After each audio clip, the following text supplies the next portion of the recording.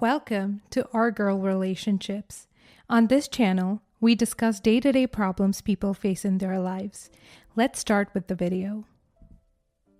My husband and I have been married for over 16 years and have been blessed with 3 beautiful children, 2 girls and a boy, and have been taking good care of our family ever since. We split the chores evenly and equally to serve everybody and allow happiness, development, equality, and communication to flourish in our household. Our way and living style is very moderate. Our financial state is entirely independent, but it also isn't the one that would allow us fancy or extravagant vacations. We live on an average budget and we provide most of our children's needs and required luxuries. Our lives are average and mediocre to say the least, and quite honestly, other than the rare few arguments my husband and I have had in the past couple of months because of financial differences, our state of being has been very stable ever since we got married all those years ago. Well, all those years ago, as in 10 years ago, my mother-in-law was quite the source of problems and arguments for my husband and me. But ever since she stopped talking to all of us roughly around 10 years ago, everything has been relatively smooth and problems, and quite frankly, I would have left that on had she not contacted us a few days ago asking us to join her for Thanksgiving. That's it. Just calls us up after 10 years, after not talking to us, and asks us to attend her Thanksgiving dinner. My husband and I had a bit of a dispute about it, as I didn't want to go. I was wildly convinced that this was just one manipulative, toxic invitation. When my husband, on the other hand, was blindsided by his emotions, wanting to reunite with his mother after all of those years. Although I couldn't really blame him for wanting a connection with her, I also remember her quite vividly. I hardly remember anything about her that would insinuate that she would ever do anything to change anything about herself. He still argued that we should give her the benefit of the doubt and attend her Thanksgiving meal to give her a chance to see her children and redeem herself had she actually changed. Nevertheless, we decided to participate in the Thanksgiving meal and see where things went. If anything went wrong that evening, we would never ever attempt to talk to her or respond to any of her attempts to contact us. We arrived at her house and saw that there were plenty of cars parked outside mother-in-law's door, which insinuated that many of the other family members, such as sister, brother-in-law, or maybe even father-in-law, who's actually divorced for the second time after his marriage with her. After mustering up the courage and finishing up our breathwork in preparation for what was to come, we finally got out and headed for the house. We were immediately greeted by the scent of carefully crafted, beautifully cooked dishes. Everything about the mother-in-law's demeanor in the first 10 minutes we arrived was as remote as it could be from hostile and disrespectful or menacing. She was very loving, welcoming, and homely, to say the least. After those 10 minutes, we started to notice a change in her behavior, a radical one, might I add. She started becoming very critical of the things everybody did. I could sort of sense that her narcissistic ways were returning to her as she was criticizing my children and the way they sat and spoke and looked at the elders, or the way I walked or talked or placed the dishes in the wrong positions, or the way my husband was not fulfilling his marital duties or fatherly figure requirements, not yelling at me or disciplining his children at a family gathering. She was criticizing every single thing that made our family the way it is, and that we carefully crafted to make it as healthy and communicative as possible. She was trying to infest how I raised my children and handled my kids with her narcissistic, manipulative, and toxic bearings. Her abnormal behavior was not only directed to me, but she was making sure to insult and criticize or demean whatever thing landed in her vision first, whether it was my kids, my sister-in-law, or my brother-in-law, or anybody else. And for a few more minutes, we sat at the dinner table, and everybody was already pretty annoyed that she had shown her true colors so quickly. And I could also sense that everybody was waiting impatiently to just leave this hostile environment. Once we were all seated and dinner was served, she clanked her glass to everyone's attention and informed us that she was telling us something significant, something that would change the railing of our lives towards the right direction, something that would make our lives finally complete, which couldn't have been farther from the truth. She informed us that 10 years ago she had fallen ill to cancer, gotten bedridden, and wasn't able to contact or talk to any of us. For a moment, I started feeling pained, hearing her story and why she stopped talking to us all of those years ago.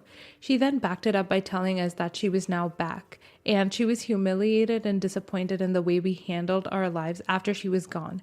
She was dissatisfied with how we raised our children and how our families came to be. She basically made sure to insult and criticize everyone, and everything that we did made us the way we are, only by one all around the table.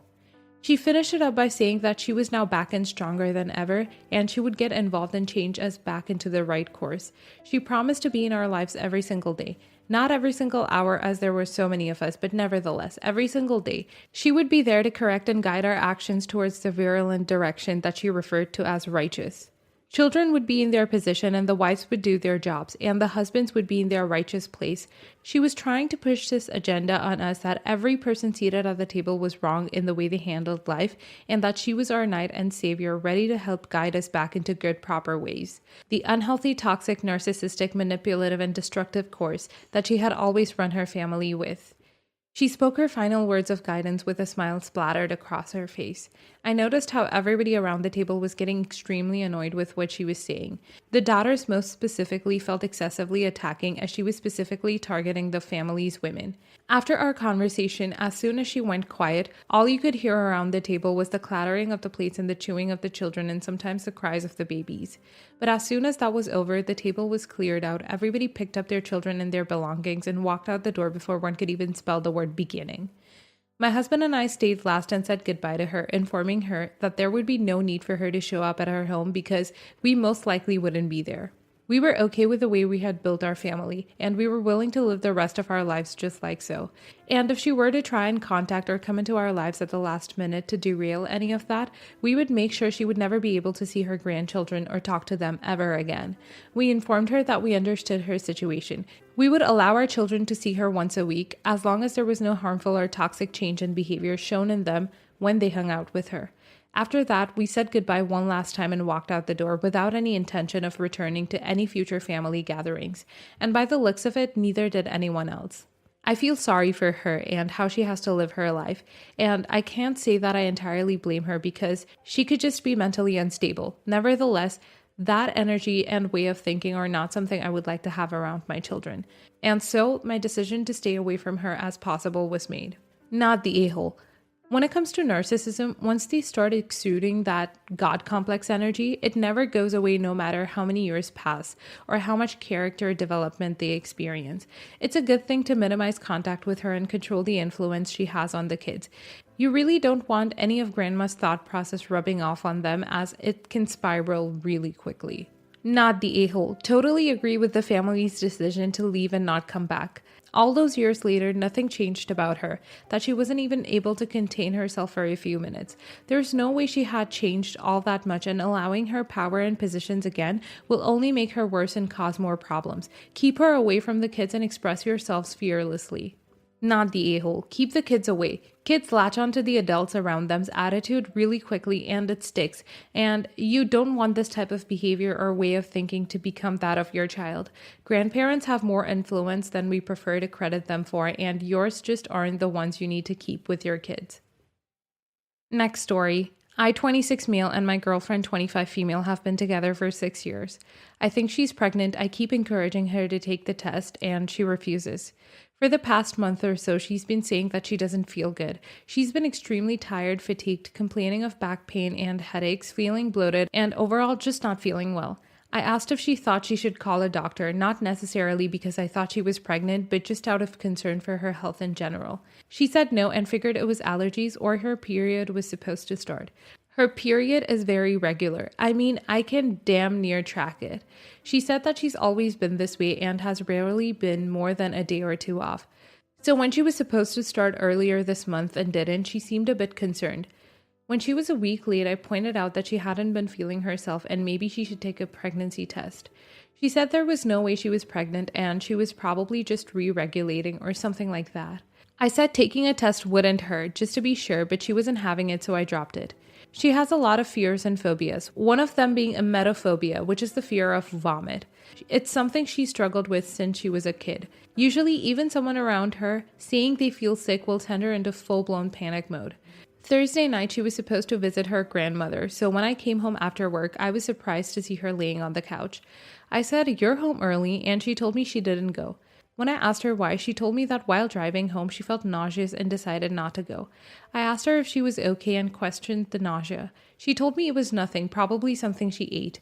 Being nauseous for any reason would normally cause her to freak out, and now she's being so nonchalant about it.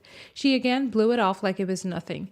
I again mentioned taking a pregnancy test. She has all these symptoms. Why not just take a test and find out? If she is, she is. If she's not, she's not. And then we can put our minds at ease. We went back and forth a little bit. Basically, her argument is that she's not pregnant. There's no way she's pregnant, and she wishes that I would just drop it. She stormed off to bed. I slept in the guest room, and that was that. She has been giving me the cold shoulder since Thursday night. We're usually great about communication. This is probably the worst argument we've ever had, and I don't know what to do. Do I apologize? I didn't think I was doing anything wrong, but maybe I should have just kept my mouth shut. I'm not trying to push her, I'm just worried. If she is pregnant, then she has to get the proper care. If she's not, then there's something else going on health-wise that she should get checked. Edit. I hit the character limit when I submitted this, and in my shortened version, I guess I left some details out. But I need to clear this up. We've talked about kids before, and as far as I know, we both want them. It was a conversation we had even before we started dating, but that's another story for another time. Everything was fine before this, and we both seem to be on the same page in terms of our future. If she is pregnant, she's not waiting until it's too late to do anything, thus trapping me in the relationship. I love her more than anything. I'm not leaving her whether she's pregnant or not. No a-holes here. You just want to take care of her and make sure she isn't sick at its core. Honestly, it sounds like she is pregnant how you're describing it, but that is probably terrifying to her. Taking the test would force her to face that fear head on, and it is something she will have to come to herself. Maybe reassuring her that you're there for her and will support her throughout if she is pregnant, or just addressing that you know it is scary for her would help ease her fears. She needs to feel secure and cared for in what is likely a very scary time, especially with how pregnancy out of wedlock is viewed for some families. Best of luck. No a-holes here. You aren't wrong, although you may be taking the wrong approach. Your girlfriend could be pregnant, her period could be late, or some other health issue could be going on. She may well be resisting taking a pregnancy test because she thinks she might be and is scared to find out for sure. Fear can often make people pull back, become defensive, and go into denial. You may have better luck focusing on reassuring her that you love her and whatever happens, you are there for her. Apologize for pushing her and give her a few days. If she's still sick, then emphasize that you're worried and think she should see a doctor. Offer to go with her or do anything she needs. Make sure it is clear you're speaking from a place of love and concern. You've been with your girlfriend for 6 years, so you know her best. If any of this advice sounds like it won't work with her, go with your gut instead. Not the a-hole. To be fair, you're as entitled as her to know the answer, but it kinda sounds like she's terrified to find out. Defo not the a-hole, but I think you may need to reassure her that you're there no matter what, and that there's no wrong answer here. Be aware of what you expect of yourself and what you expect of her before you have the conversation. Emetophobia can in turn end up in a fear of pregnancy, along with all the responsibility it brings that you guys may not have talked about. Either way, good luck, and I hope she feels better soon. Next story. My wife is 2 months pregnant. Yesterday was my birthday. When I went into the kitchen, my wife told me that she was going to work and wouldn't be home until late. She didn't even acknowledge my birthday. I asked her if she had made any breakfast. She usually cooks breakfast for me on my birthday, but she told me to manage with cereal. I thought maybe she wanted to surprise me or something and just kept quiet. My parents, siblings, and friends called me after that to wish me. I cooked lunch for the both of us and drove to my wife's office to spend time with her. I sat in the park opposite her office waiting for her to come out for lunch. I think one of her colleagues saw me waiting for her and informed her because she came down soon after and told me to go back home and not embarrass her in front of her colleagues. I handed her the lunch and asked her to at least have it instead of the cafeteria food. She took it and threw it in the trash. I was hurt and embarrassed, so I immediately left for home. I was really upset by then and no longer wanted to spend time with her. I went to a movie, ate my favorite dinner, then went to the beach for the rest of the evening. When I went back home, my wife surprised me with a cake and a party. My in-laws and my parents were there. I ignored my wife and went back into the room. My mom got mad at me because apparently my wife was crying. I then proceeded to narrate everything that happened that day to everyone present. My mom was the only one to side with my wife because she's pregnant. My wife defended herself, saying that her colleagues were teasing her by calling me a henpecked husband. Now my mom is saying I'm being a baby and that my wife is pregnant and I shouldn't be making her cry. My in-laws and my dad are supporting me. Am I the a-hole? Having a surprise party has nothing to do with throwing the lunch in the garbage. OP stated that wife agreed and knew he would be there. She backtracked when her coworkers made fun of her. These are two separate issues. She made you think she did nothing for your birthday so she could surprise you later. People think that makes the bigger surprise. It doesn't, it just sucks. She's the a-hole for the way she handled lunch. She's the a-hole for not addressing the situation with you later, apologizing for it, and having a normal conversation about it. Also, being pregnant doesn't mean you get to be a jerk and then cry when someone calls you out on it. It's not a get out of jail card for crappy behavior, not the a-hole. Absolutely not the a-hole. Just because she's pregnant doesn't mean you don't have feelings and those feelings aren't valid. Hormones might be the cause of it, but it's not an excuse to be a jerk to your partner. I could understand not making breakfast. It feels funny not to acknowledge your partner's birthday, even if you have something planned for them later. The lunch thing was totally uncalled for and totally would have ruined my day. She shouldn't really give a crap about what her colleagues think, especially if they're using an insult like henpecked. They're people who aren't worth worrying about. Happy belated birthday. I hope you enjoyed the movie. Not the a-hole. You were obviously looking for attention from your wife. She tried to hide your surprise party by hurting you and pretending she forgot your birthday. She was overly mean. Who cares if her friends made fun of her at work? They only did that because they're jealous. She threw the lunch you brought into the trash. She should not have been crying over your reaction. She should be crying over her awful behavior. She ruined your whole birthday and wants to cry since you don't want to see her now. She kind of crapped all over your day and expected you to just be all happy at the end of it. People keep saying that taking her lunch at work is clingy or needy. You can see the side of Reddit that's never been in a relationship with someone that cares about them. Even after she was kind of crappy in the morning, you decided to do something nice for her and she gave you a metaphorical slap in the face. In fact, she said that you embarrassed her. Instead, she openly showed you disdain in front of her colleagues. Regardless, they probably think less of you now, which sucks. I'm glad you had a nice day after the crap that went down, until you got home.